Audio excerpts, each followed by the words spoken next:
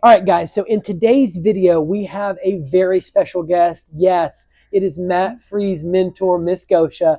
She has 15 oceanfront condo properties. She also is a commercial investor and she owns her own property management company. She is the lady that you want to hear all of the juicy details and secrets about managing, owning, and operating an oceanfront condo right here in Myrtle Beach, South Carolina. Let's get into the video now.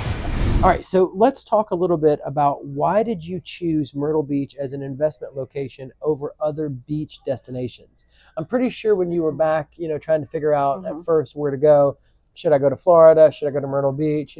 Kind of walk us through how that process of how you landed into the Myrtle Beach market. I think it was meant to be. So what happened when we lived in Colorado and prices started going up, we had to look for a new market where we could still invest. And back then, banks were not loaning money like they are right now. Yikes. So whatever little cash we had saved up, we couldn't buy in Colorado anymore. So we looked back into Myrtle Beach because we knew that market. That's where we had lived before. And then while living in Colorado, we traveled to Florida. So we liked several areas and we started putting offers. And for us, it was just whatever our first offer gets accepted, wherever we buy our first property, for beachfront condos or for investments in a market here. That's where we're gonna invest. So it was Myrtle Beach, and it worked with Myrtle Beach. And actually, I'm sorry, it wasn't beachfront back then. It was the townhouse. It was the townhouse. Yes. But that's how we picked Myrtle Beach as opposed to Florida.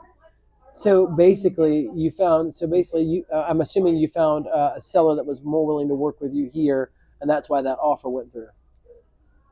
I'm not sure how. It was just you put back then. There were a lot of short sales in Florida. There were a lot of properties everywhere actually here and there. So we were just putting offers, and the first one that got accepted with the terms that fit our needs, that was here. You rolled with it, and we bought that. And from then we just eliminated Florida as even possibility, and we continued working here. And is there a certain reason why you got rid of Florida? You're more comfortable in Myrtle Beach, you know it better? I mean, what is it that makes you not want to expand outside of our market?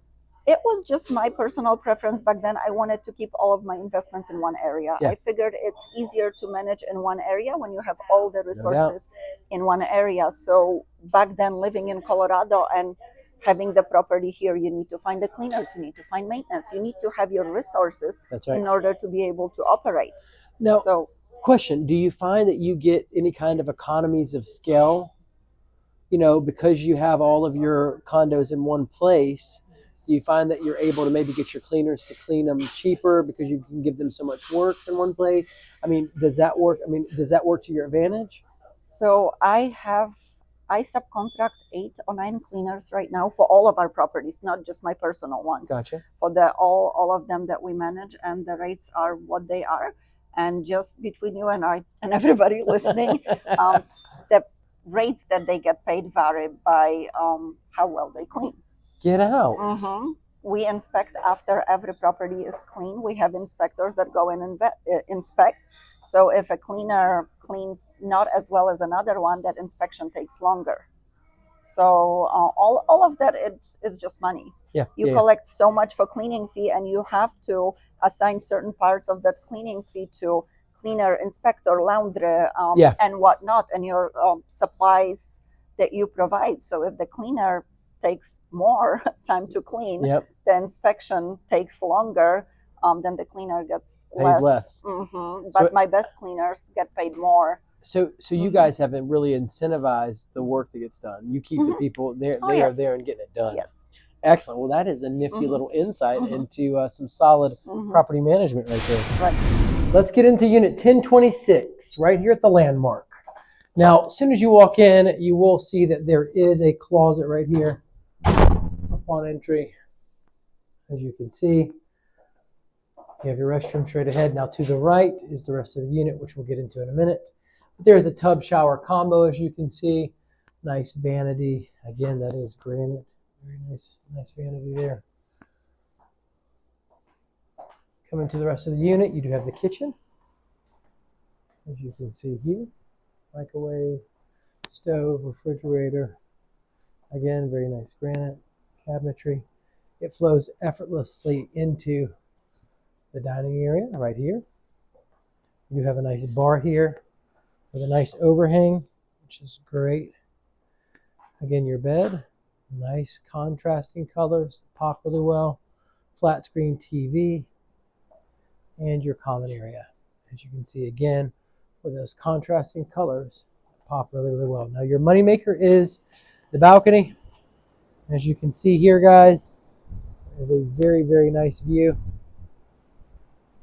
Check that out, guys. You have some amenities down below, as you can see, right here at the landmark. And then, of course, this beautifully decorated and well-designed unit. Looks like a lot of fun. Well, that wraps it up, guys. Finally, guys, let's talk through variants right here at the Landmark Resort. Now, guys, you'll notice that Unit 239 in 2023 made $23,955.97.